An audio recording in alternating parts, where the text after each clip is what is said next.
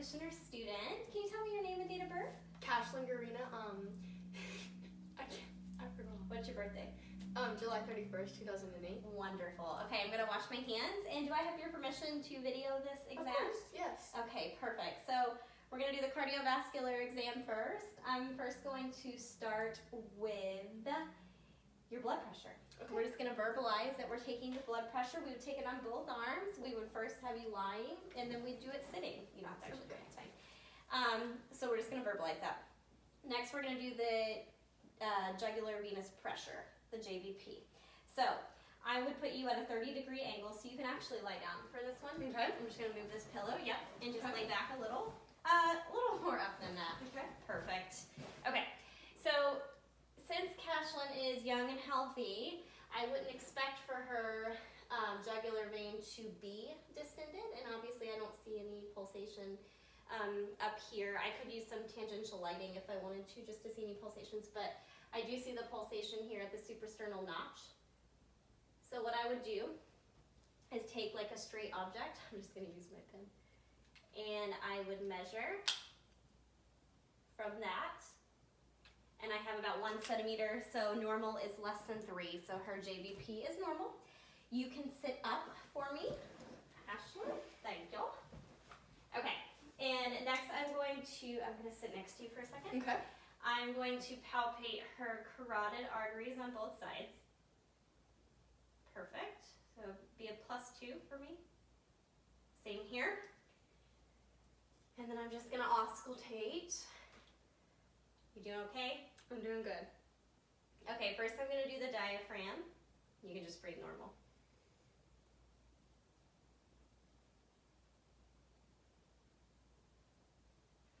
Okay, next, I'm gonna auscultate with the bell, but I'm gonna have you take a deep breath in and hold it now.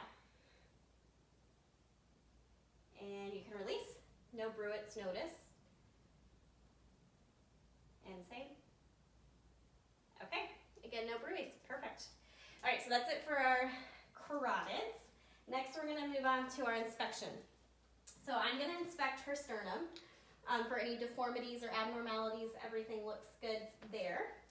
And then I'm going to move on to inspecting the apical impulse, which should be at the mid-clavicular line and the 5th intercostal space. And I'm gonna actually have you lie, well, you can stay like this. Okay, so I'm just inspecting. I don't see any lifts or anything like that. And then I'm also going to note in all the auscultatory areas for any precordial pulsations, which I do not see. Next, I am going to palpate. So I'm going to palpate first for the PMI impulse. So I'm going to go to the midclavicular line at the 5th intercostal space and just palpate. And no abnormalities felt there. And then I'm gonna start with my aortic, move over and palpate all my auscultatory areas. So first we're gonna start with the aortic at the right sternal border. And you know what? Wait, that's right, okay. At the right sternal border, the 2nd intercostal space. So I'm just gonna start here, and I'm going to move over, and I'm going to move down, and over to the PMI. And I did not feel any heaves, lifts, or thrills there. So after that, I am going to palpate the abdominal aorta, which is going to be about 2 finger breadths above the umbilicus and a little to the left. So I'm just going to palpate here. Okay. No abnormalities felt there.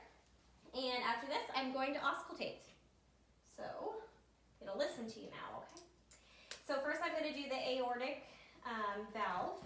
So that's going to be again, at the right sternal border at the 2nd intercostal space. And then I'll move over from there. I'm going to do the diaphragm first. All right, so.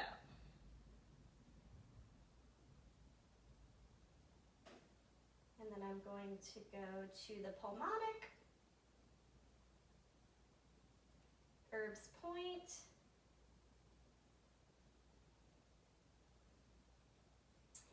tricuspid. I would typically be under the clothing, but for the video, we'll do tricuspid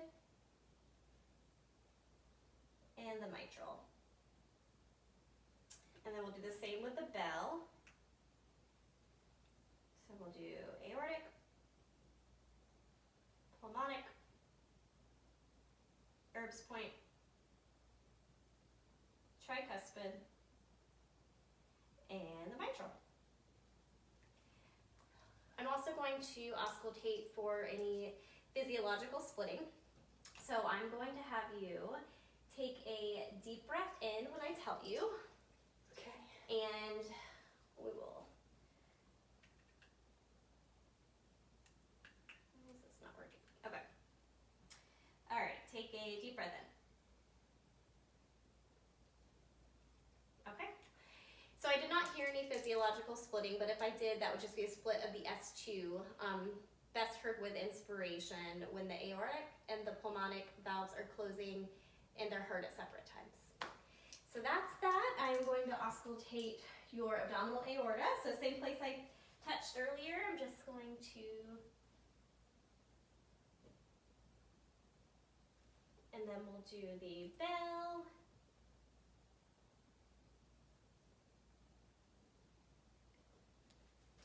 Okay, and that's it for auscultation.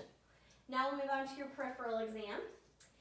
So first I would inspect her extremities for color, for temperature, for any swelling or shunting she might have. Let's see, you're nice and warm, your color's nice and pink.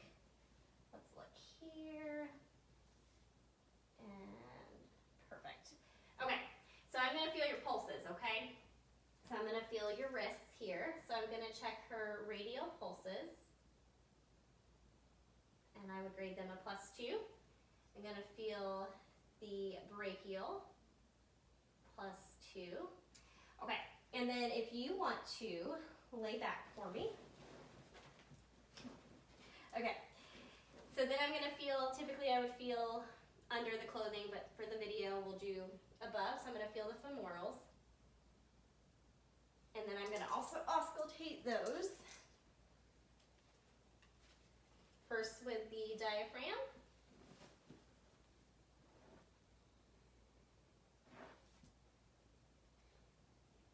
And with the bell.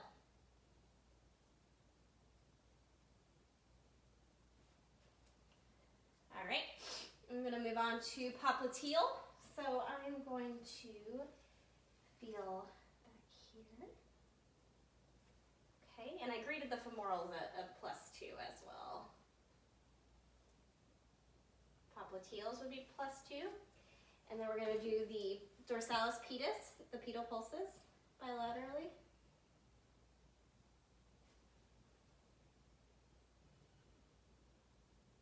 And my posterior tibial pulses.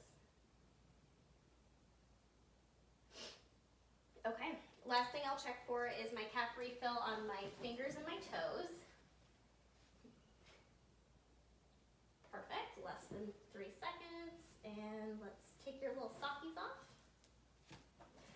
And, okay.